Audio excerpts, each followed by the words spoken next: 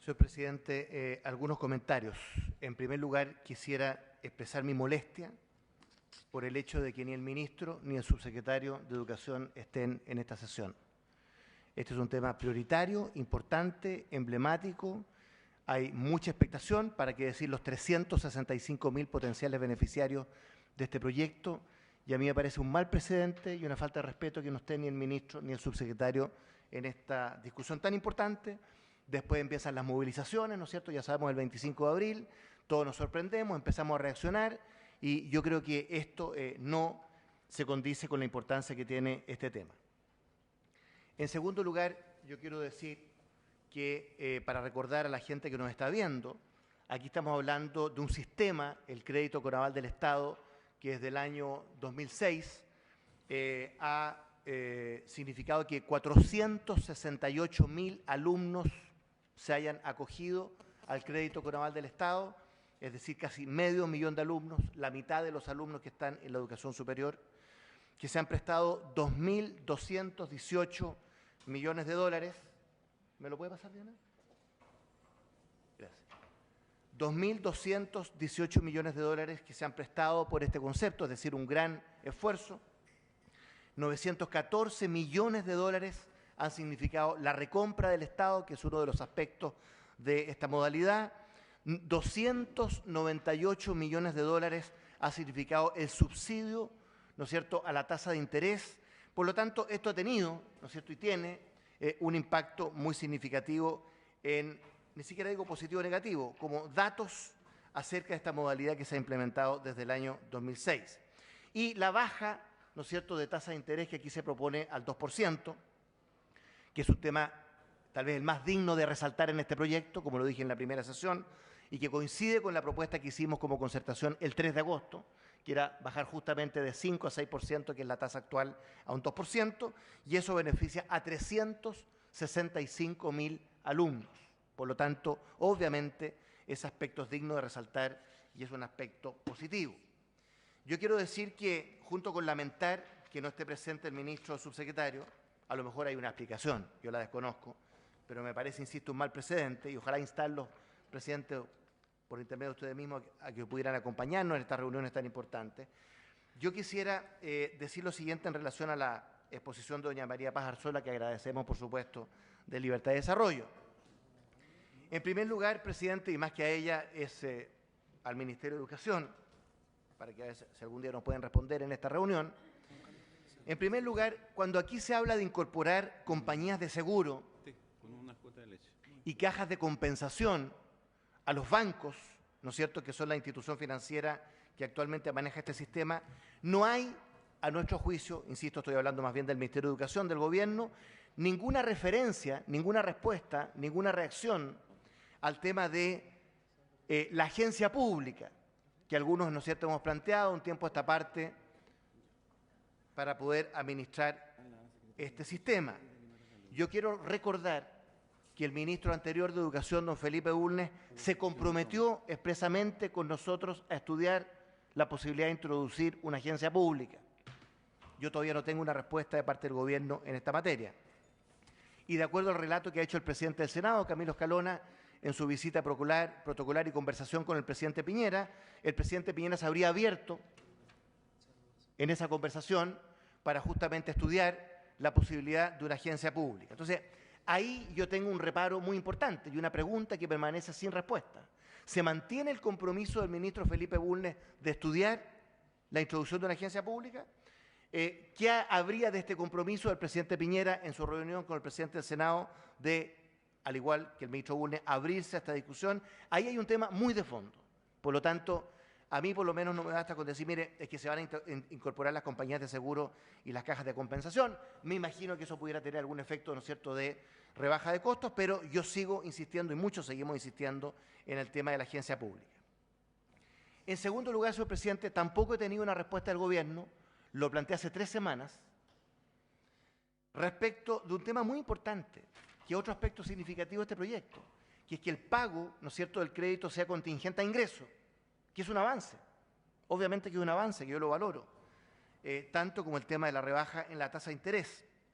Sin embargo, a mí en principio me parece excesivo el 10%. del ingreso. Yo tengo los números aquí de la exposición que hizo el ministro Harald Beyer en su momento, y él dice que en régimen, año 2017, el costo, ¿no es cierto?, de este 10% máximo, por eso contingente a ingreso, sería 10.514 millones de pesos, unos 20 millones de dólares, considerando el 10%, el costo para el Estado, lo que obviamente es una cifra bastante menor. Si consideramos, por ejemplo, que el subsidio a la tasa de interés para llegar al 2% en régimen son 94.569 millones de pesos, casi 200 millones de dólares, ¿no? Casi 10 veces lo que significaría para el Estado, ¿no es cierto?, este subsidio a la contingencia del ingreso. Entonces, yo, por tercera vez, en el último mes, le pregunto al gobierno si nos pudiera entregar lo que significaría como costo fiscal que en vez del 10% contingencia de ingresos fuera 5%, como es hoy día el crédito solidario, que establece un máximo de 5%, o 7,5%, como quien dice, una cifra intermedia entre el actual 5% del crédito solidario y el 10% que propone el gobierno. A mí me parece que es una cifra muy menor y, por lo tanto, ¿no es cierto?, con la dificultad que hay de pagar, obviamente eso podría ser un beneficio muy importante. Estoy refiriéndome solamente al contenido del proyecto.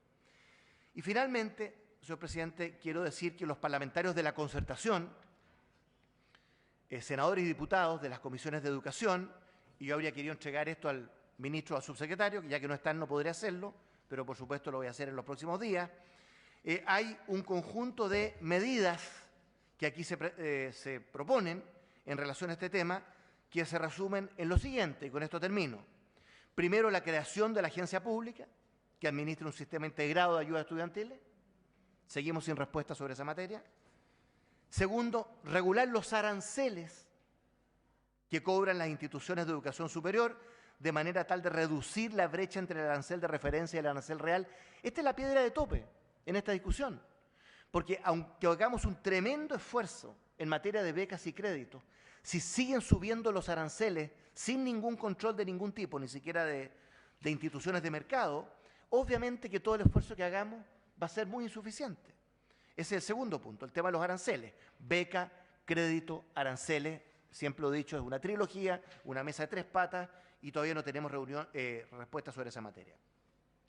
Tercero, creación de un sistema único integrado de ayudas estudiantiles que articule de manera adecuada las becas y el sistema de crédito, garantizando que la cobertura de las primeras, de las becas, o sea, gratuidad, aunque ahí depende, ¿no es cierto?, si arancel de referencia o real, porque esa gratuidad puede ser aparente si es solo arancel de referencia, garantizando que la cobertura de las primeras, de las becas, alcance a todos los estudiantes que se encuentren dentro del 70% de menores ingresos. El 3 de agosto hablábamos de 60%. En mi postura personal, yo hablo de 60-70% de gratuidad para ese igual porcentaje de alumnos de menores ingresos, que es distinto del informe, ¿no es cierto?, de la comisión, que proponía solamente 40% de menores ingresos y el resto, ¿no es cierto?, afinar el crédito. Pero como estamos hablando de un sistema integrado de becas y crédito, no hay que perder de vista esa demanda o anhelo de muchos de nosotros de gratuidad, de becas, para el 60-70% de alumnos de menores ingresos.